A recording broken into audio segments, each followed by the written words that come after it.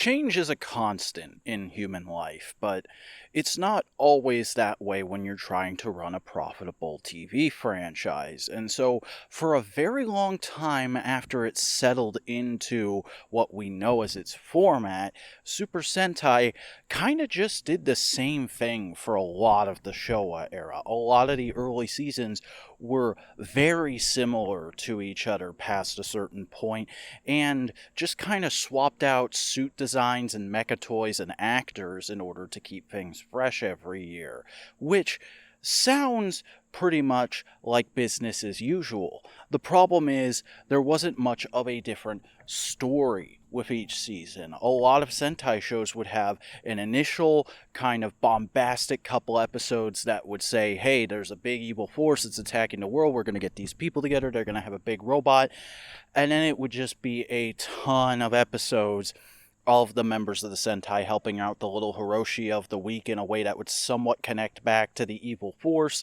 and then eventually at the end they'd have a couple big bombastic episodes about finally defeating the evil force.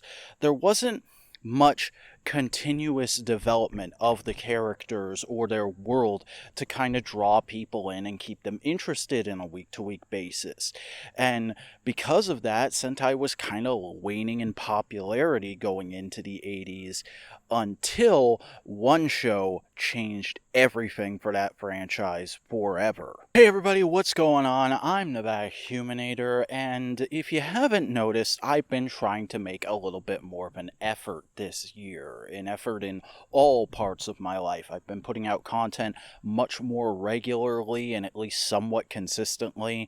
I've been trying to get a little more healthy and a little more on the ball with my scheduling, and I've been trying to rein in my spending, and all of that has had varying degrees of success depending on what point in the year we've been at, but it is something I've been really trying to make an effort in, and that's something you'd probably be well aware of by this point if you were a regular viewer of my content. So don't forget to like, comment, subscribe, ring that bell so you're always checking out my latest video and helping me out in the YouTube algorithm. And while you're at it, don't forget to check out all my social media. The links for that is always down in the video description, but this week I wanted to make sure I called attention to it because I'm on Blue Sky now.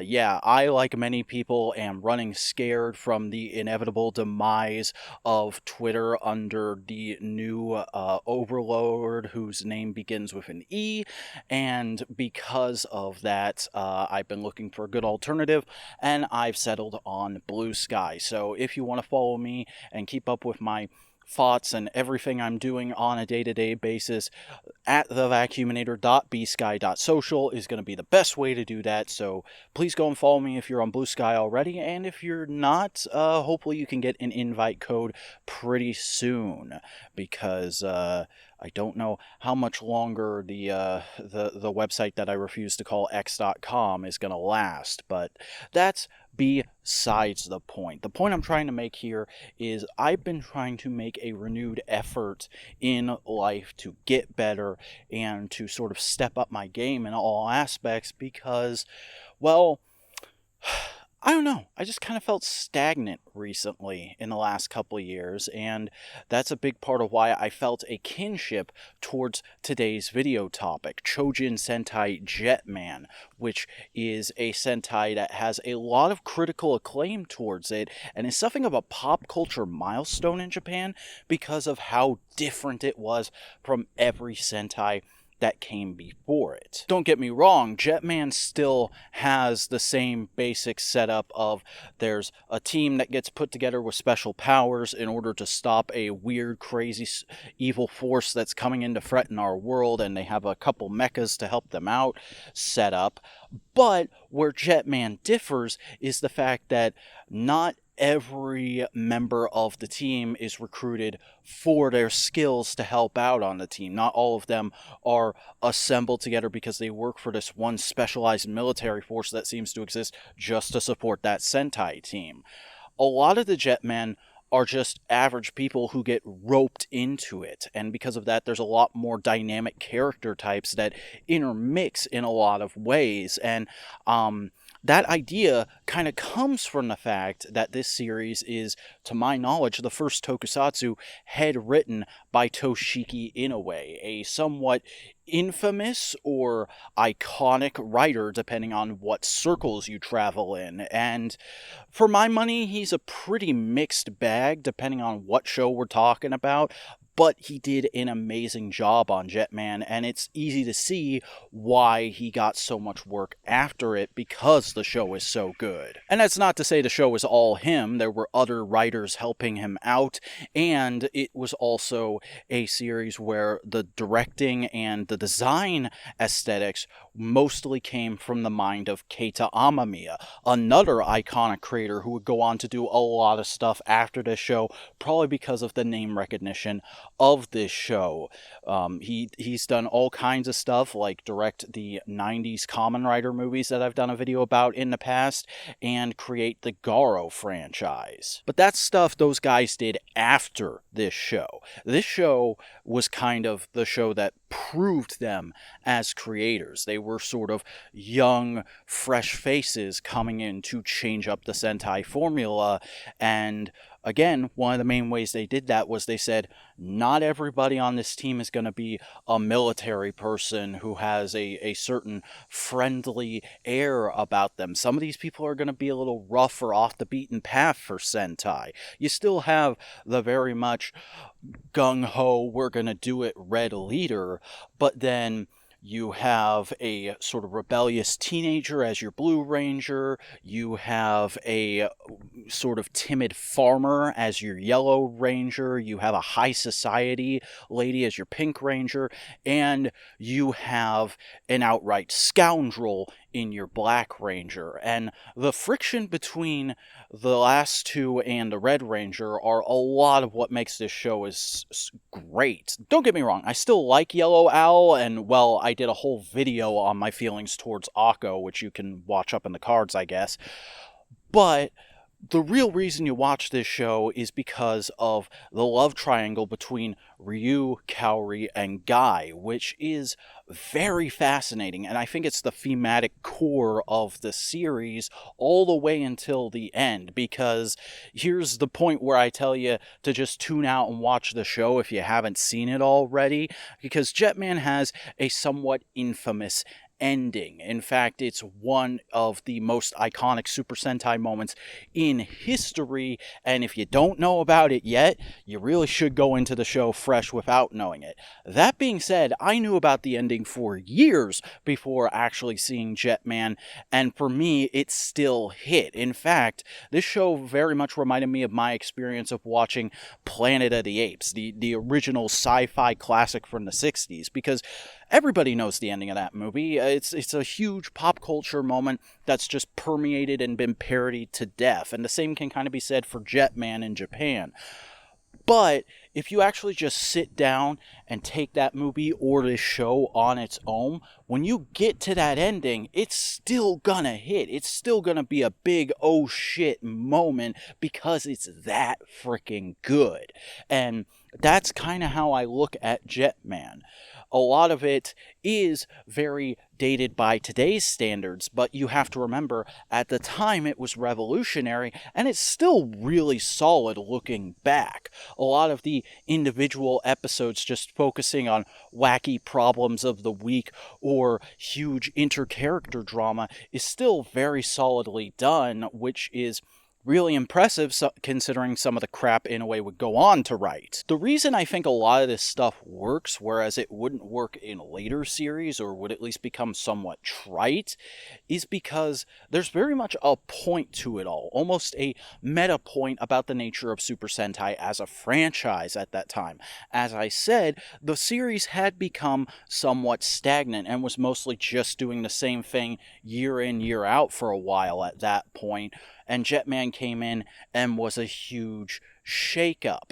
And I think Inoue knew that there was a very real danger of Sentai going back to just the same thing over and over again after Jetman. And so he engineered the love triangle plot to end in a way that would somewhat be a message speaking out against that.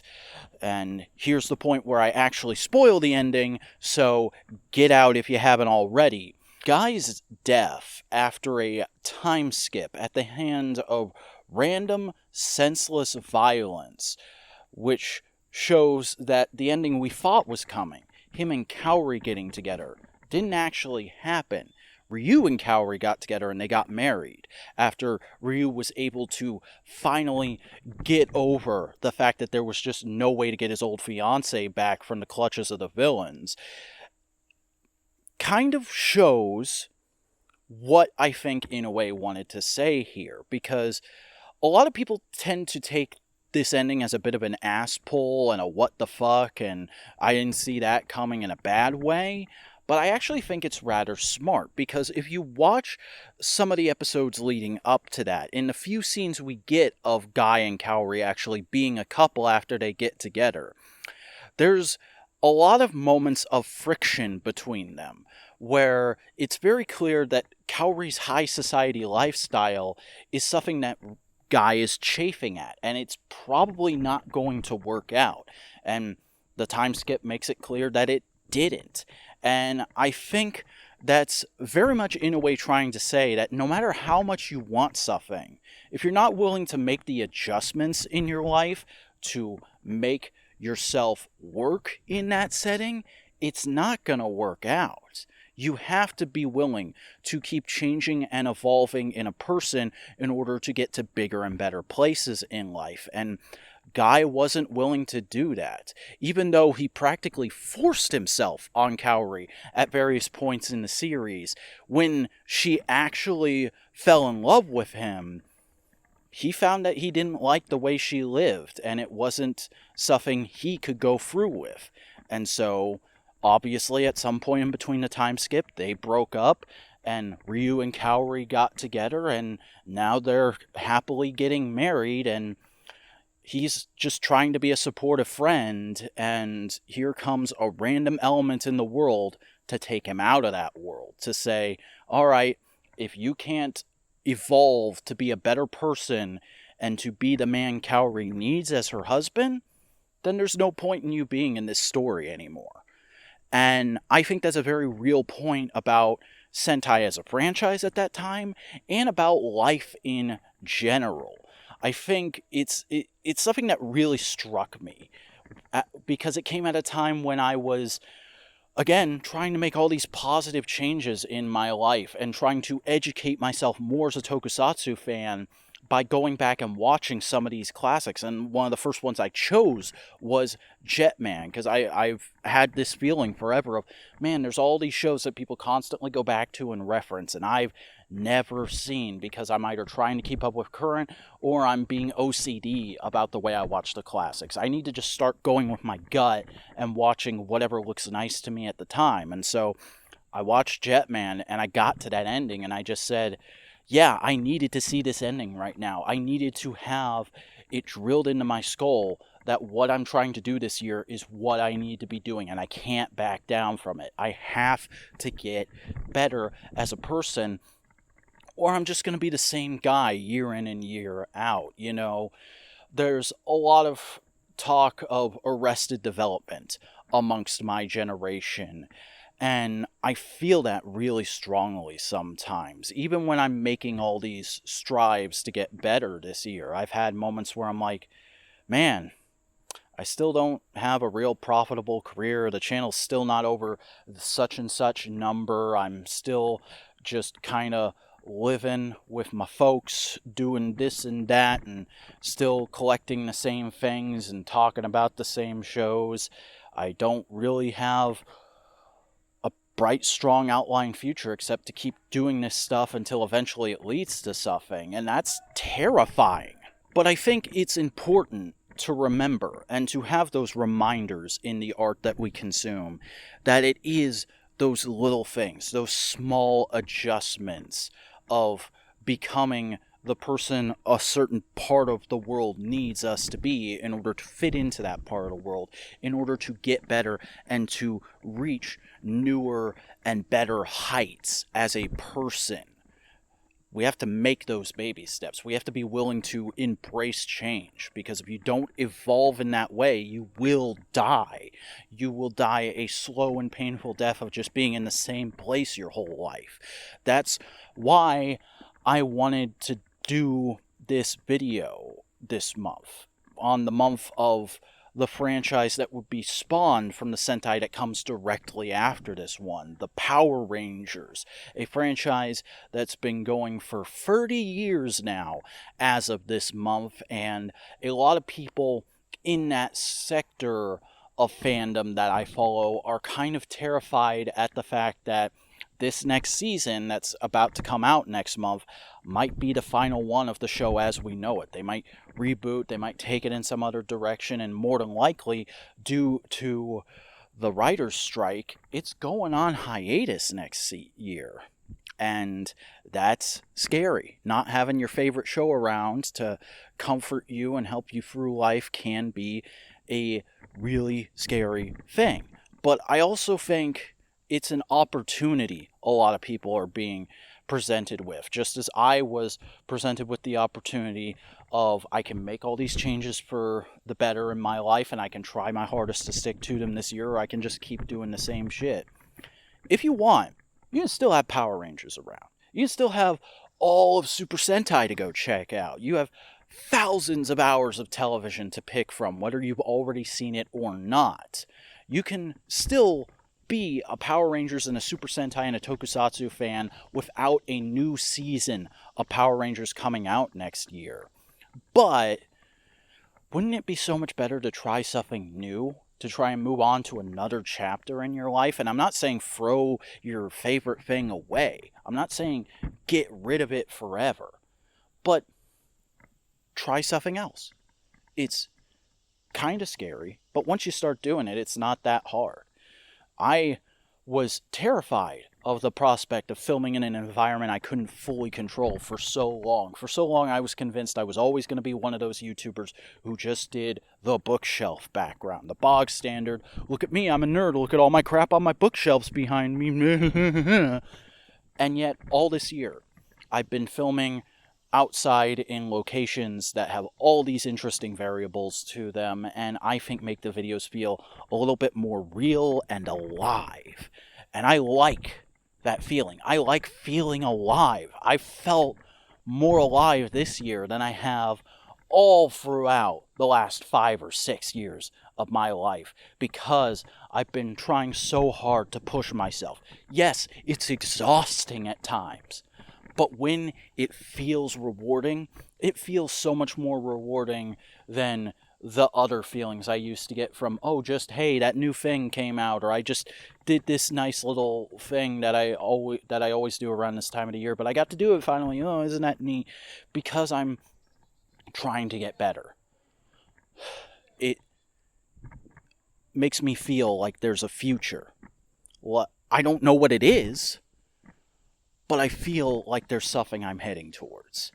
And I think the same was true for Super Sentai after Jetman happened. Yes, there was somewhat of a return to the classic formula with Zyuranger, but it was also thematically and aesthetically a departure for them. There hadn't been really anything high fantasy before that season, and there was also a huge shakeup to the story structure of your average Super Sentai season with Zyuranger, with the introduction of the 6 Ranger trope as a regular thing from that point on.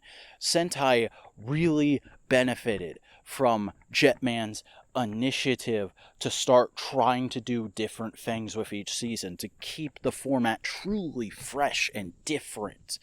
And I think that's invaluable. And that's a lesson that is still as powerful today as it was back in the 1980s. Regardless of how Jetman became somewhat of a pop culture phenomenon for Japan in that time, it is a timeless classic because of how well it delivers that message. And I'd highly recommend checking out the show if you haven't already and you somehow walked right through all my spoiler warnings. Like I said, I knew about the ending for years beforehand, and it still hit for me. So it'll probably still hit for you. And if you love Jetman and you're just here to see somebody sing its praises, hopefully this video did it justice. Again, if it did, like, comment, subscribe, all that good stuff. Hit me up on Blue Sky. Hit me up on Patreon. I have a Patreon where you can get these videos a day or two early. You can get your name in the credits at the end. You can get a monthly behind-the-scenes podcast on all the videos I do.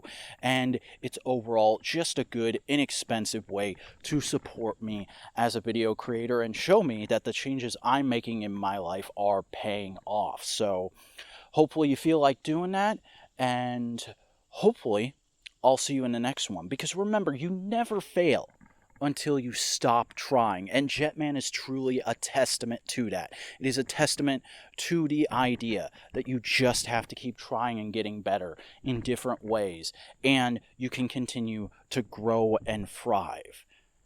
So, why not try it? Until next time.